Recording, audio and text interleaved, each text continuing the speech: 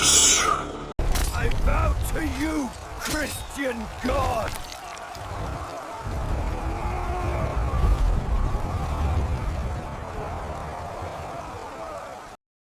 Close your eyes for a moment and imagine a kingdom long before the Knights Templar, before the Crusades, even before Europe had taken the shape we know today. Imagine whispers of a bloodline so ancient, so mysterious, that its secrets would echo across centuries. A dynasty of kings, ruthless yet sacred, guardians of a code hidden not in books, but in their very blood. This is the story of the Merovingians, a name most of the world has forgotten, but whose shadow stretches across history like a phantom hand.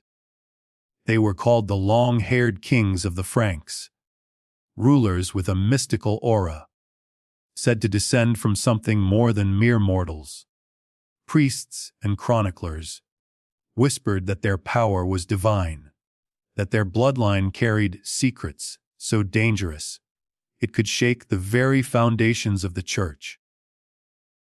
Were they simply another royal family? Or were they the keepers of an ancient covenant? One that connected them to the earliest followers of Christ, perhaps even to Jesus himself.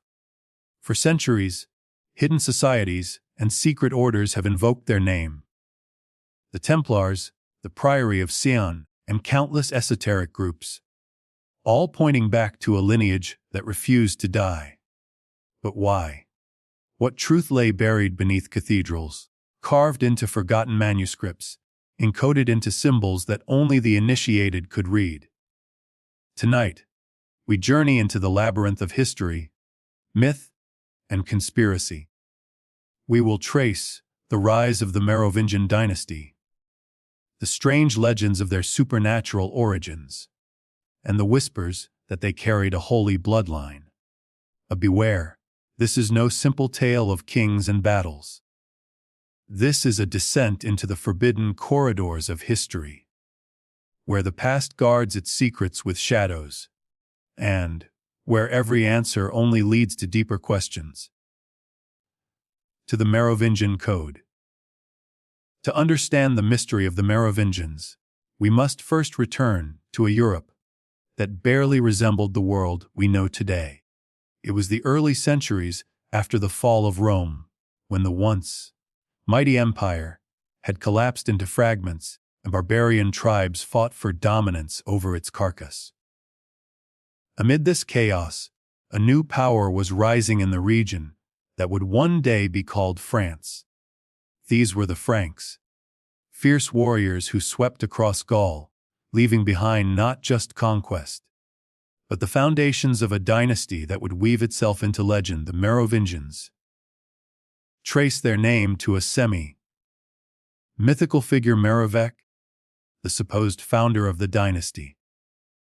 Chroniclers describe him not simply as a king, but as a being born of the sea, touched by forces beyond the ordinary.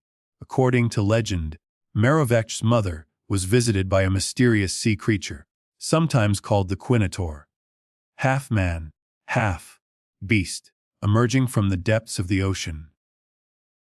When she gave birth, the child carried not only royal blood, but also a hint of something otherworldly. It is from this strange origin that the Merovingians claimed their right to rule, a right said to be sanctified by both divine will and supernatural destiny. As centuries passed, the dynasty flourished. Their kings were often described as having long, flowing hair, which became a sacred symbol of their authority. To cut a Merovingian king's hair was more than humiliation. It was the destruction of his power, a symbolic act of stripping away the divine essence said to flow through his veins. This belief separated them from other monarchs. They were not merely chosen to rule, they were born to embody a secret lineage that stretched back into the mists of time. But who were these kings, truly? Were they merely the product of myth-making and medieval propaganda? Or was there something deeper in the story? something so powerful that later secret societies, from the Knights Templar to the Priory of Sion, would protect it at all costs. The chronicles tell us that under the rule of Clovis I, the most famous Merovingian, the Franks were united into a single kingdom.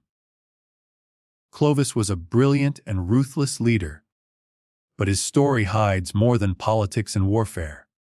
For it was during his reign that the bloodline took on a new and dangerous dimension, a union of pagan mysticism and Christian faith. Clovis converted to Christianity after a decisive battle, yet whispers say this conversion was not only political, it was strategic, way to shield his dynasty under the protection of the Church, while secretly guarding truths that the Church itself might never accept.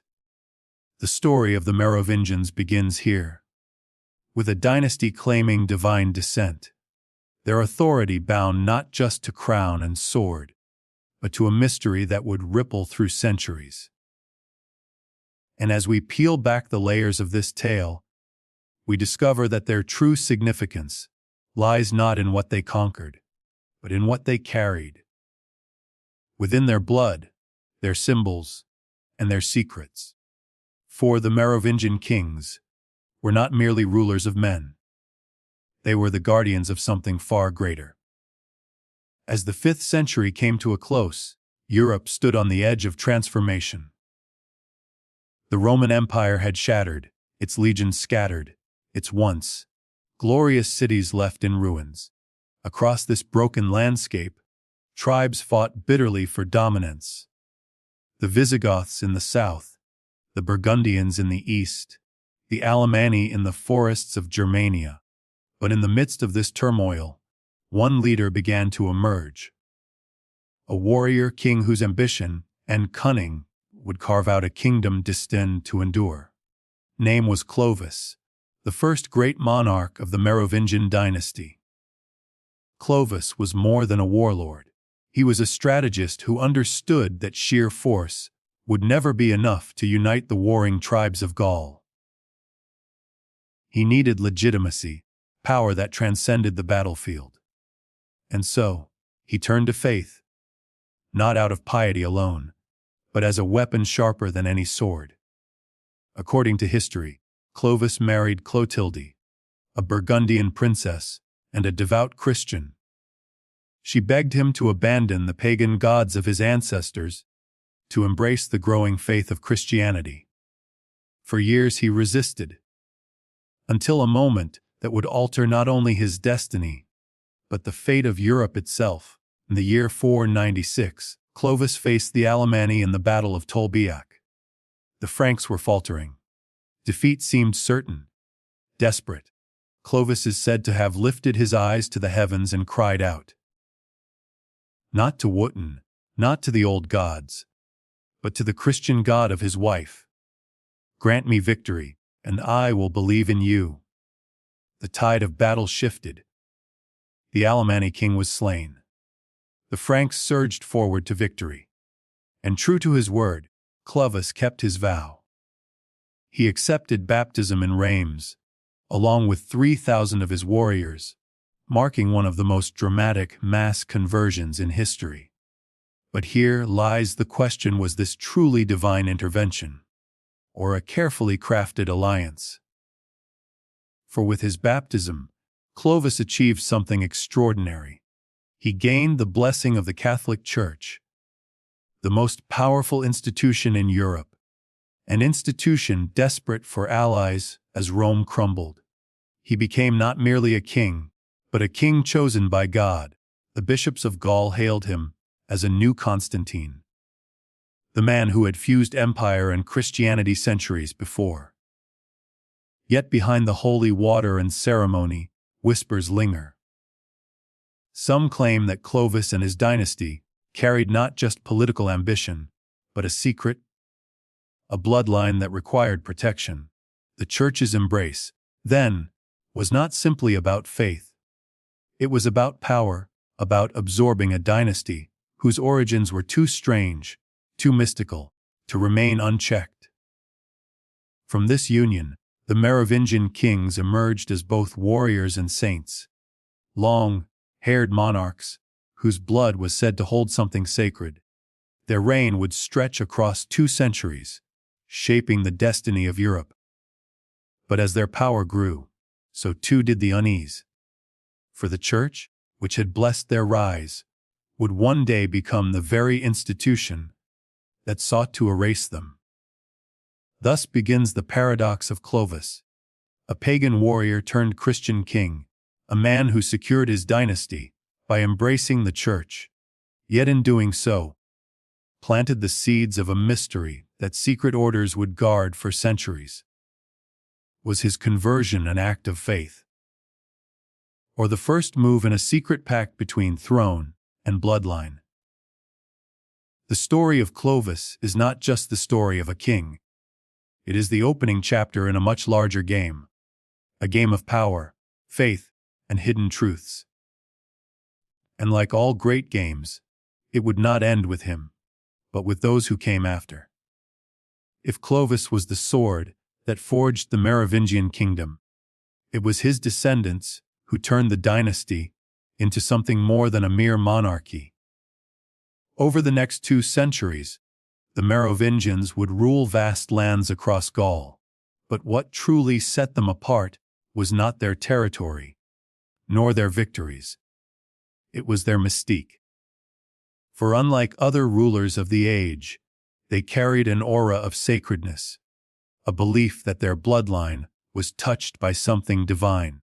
The Merovingian kings were known throughout Europe as the long-haired kings. Unlike the clean-shaven warriors of Rome or the tonsured clergy of the Church, the Merovingians wore their hair long and uncut. This was no simple fashion. Their flowing locks were believed to be a source of their spiritual power. To seize or cut the hair of a Merovingian king was not just humiliation. It was to strip him of his very essence, his divine right to rule.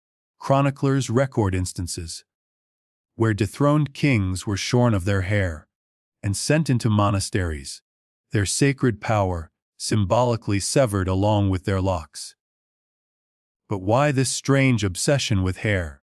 Some historians see echoes of the biblical figure of Samson, whose strength lay in his uncut hair, until betrayal robbed him of it. Could it be that the Merovingians fashioned themselves as living symbols of sacred kingship, their power tied not to earthly crowns but to a more ancient, mystical law? The legends grow even stranger when we consider the supposed bloodline of the dynasty. Some whispered that the Merovingians were not just descendants of Merovech and Clovis, but of something far older, perhaps even connected to the holy bloodline of Jesus of Nazareth. The theory, controversial and forbidden in the eyes of the Church, suggested that Christ may have left descendants through Mary Magdalene, and that their lineage somehow merged with the royal house of the Franks. If true, the Merovingians were not just kings. They were the living heirs of a sacred covenant stretching back to the very foundations of Christianity. Of course, history dismisses this as legend, a tale woven by later secret societies and mystics. Yet one cannot ignore the peculiar reverence with which these kings were treated, even by their enemies. The Church may have blessed them, but it also feared them. For if the Merovingians truly carried such a lineage, then their authority came not from Rome, nor from papal decree, but from blood itself, from a source the Church could not control. Their rule became shrouded in ritual and secrecy. Unlike later medieval monarchs, Merovingian kings were not distant figures locked away in courts.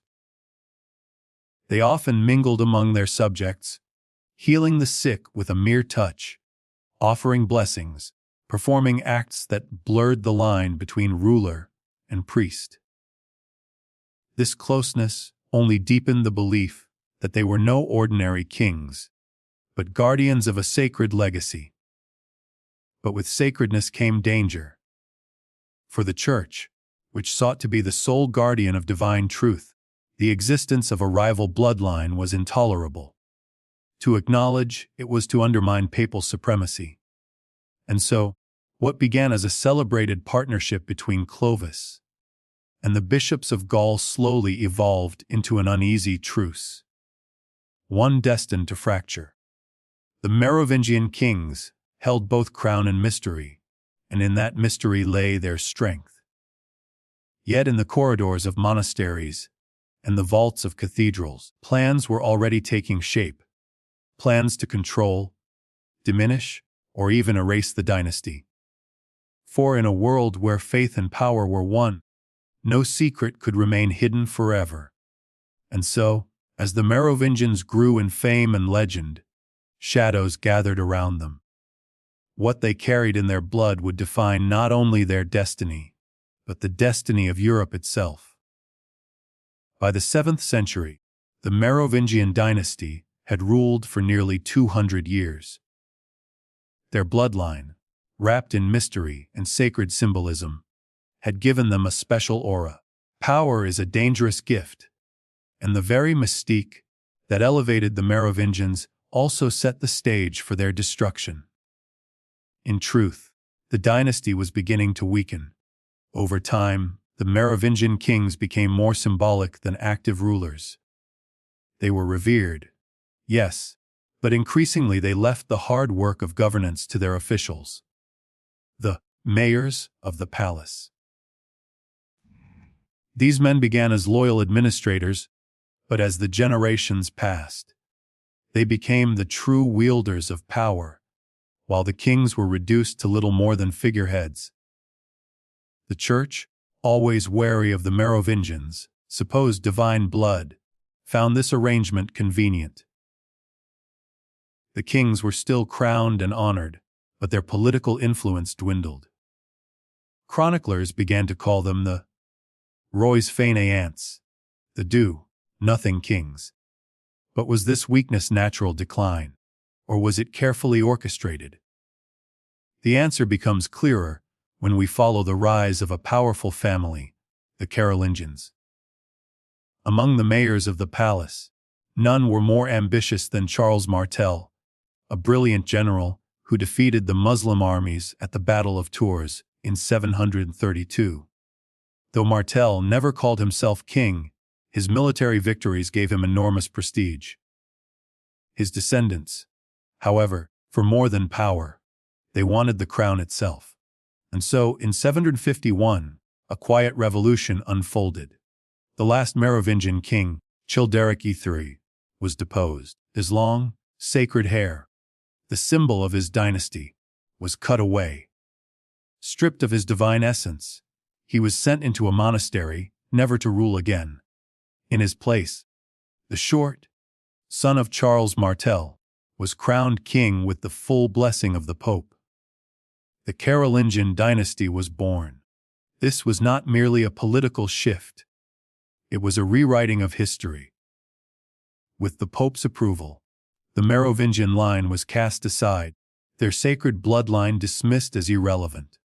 But was it truly gone? Here the story deepens into conspiracy. Some legends claim that not all Merovingians were erased. In particular, the tale of Dagobert Thibaut casts a long shadow. According to certain accounts, Dagobert was assassinated in 679, stabbed in the eye while hunting, his death plotted by those who feared his legitimacy.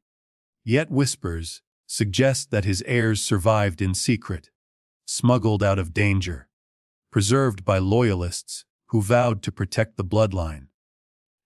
It is this supposed hidden survival that later gave rise to stories of the Priory of Sion, a shadowy brotherhood dedicated to guarding the descendants of the Merovingians across centuries. What is undeniable is this: the fall of the Merovingians was unlike the fall of any other dynasty. It was not a brutal conquest, nor a sudden collapse. It was a quiet suffocation, an erasure carried out with the blessing of both the sword and the cross. Their sacred kingship, their mystical hair, their whispered bloodline, all reduced to silence. And yet, secrets have a way of enduring. Though the Carolingians claimed the crown, the legends of the Merovingians lived on. In monasteries, in folk tales, and later, in the coded writings of secret societies, the story persisted that a holy bloodline had been betrayed, hidden, but never destroyed. Thus ended the visible reign of the Merovingians. But in their disappearance lay the seed of something even greater. A mystery that would draw in the Templars, the Crusaders, and secret orders across the centuries. For though their crowns were broken, their blood, it was said, still flowed. The fall of the Merovingians might have marked the end of their dynasty in the history books, but not in legend. For as centuries passed, whispers persisted that the bloodline had not been destroyed at all. Some claimed that descendants of the sacred line had survived in the shadows, protected by loyal guardians who swore an oath to preserve the ancient truth. The most haunting tale is that of Dagobert Tala.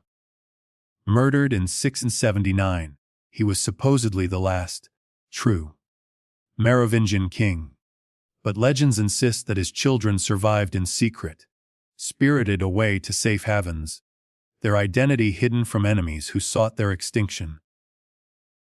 If this was true, then the blood of the Merovingians, the blood some believed linked to Christ himself, continued to flow, quietly, invisibly, waiting for its moment to rise again. It is here that the story collides with the mysteries of the Middle Ages. During the Crusades, a new order emerged, the Knights Templar, ostensibly protectors of pilgrims traveling to the Holy Land. The Templars became something far more powerful. A wealthy, secretive brotherhood whose influence rivaled kings and popes. Some historians and mystics suggest that the Templars uncovered ancient documents or relics in Jerusalem. Relics that proved the survival of the sacred bloodline. Could it be that they saw themselves not just as warriors of Christ, but as protectors of the Merovingian heirs? And then, in later centuries, another name emerged from the shadows, the Priory of Sion. Whether myth or reality, it was said to be a secret society dedicated to safeguarding the descendants of the holy bloodline across the ages.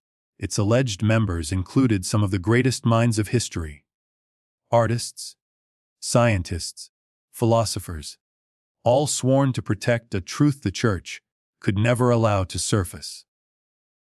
The idea was staggering, that beneath the surface of European history, hidden societies had worked tirelessly to preserve the heirs of a sacred lineage. Not merely a royal family, but the living continuation of something older, something divine. The Church had tried to erase them. The Carolingians had stolen their throne. Yet the Merovingians, it was said, endured. Their presence was whispered in esoteric symbols, in hidden manuscripts, in the very architecture of Gothic cathedrals. The bloodline was never broken. It was merely concealed. And so the legend of the Merovingian Code was born. The idea that behind the official history lies a secret narrative, encoded in bloodlines, guarded by shadowy orders, waiting for those with eyes to see. The Merovingians may seem like relics of a distant, forgotten past. Their long hair has turned to dust. Their crowns lie buried. Their names survive only in footnotes of medieval chronicles. And yet their story refuses to die. Why? Because it speaks to something deeper than kings and dynasties. It speaks to the human hunger for mystery, for hidden truths, for the possibility that the official version of history is only the surface of a much greater, concealed reality. Were the Merovingians truly heirs to a sacred bloodline, guardians of secrets that could shake the foundations of Christianity? Or were they merely kings whose legends were magnified by mythmakers and secret societies centuries later? The answer may never be known. But one thing is certain: their shadow still lingers. In books, in films, in whispered conspiracies, the Merovingian Code endures. Each generation rediscovers the story, adding new layers, new interpretations, new mysteries. Perhaps that is the true power of the Merovingians. Not their armies, not their crowns, but their ability to haunt the imagination.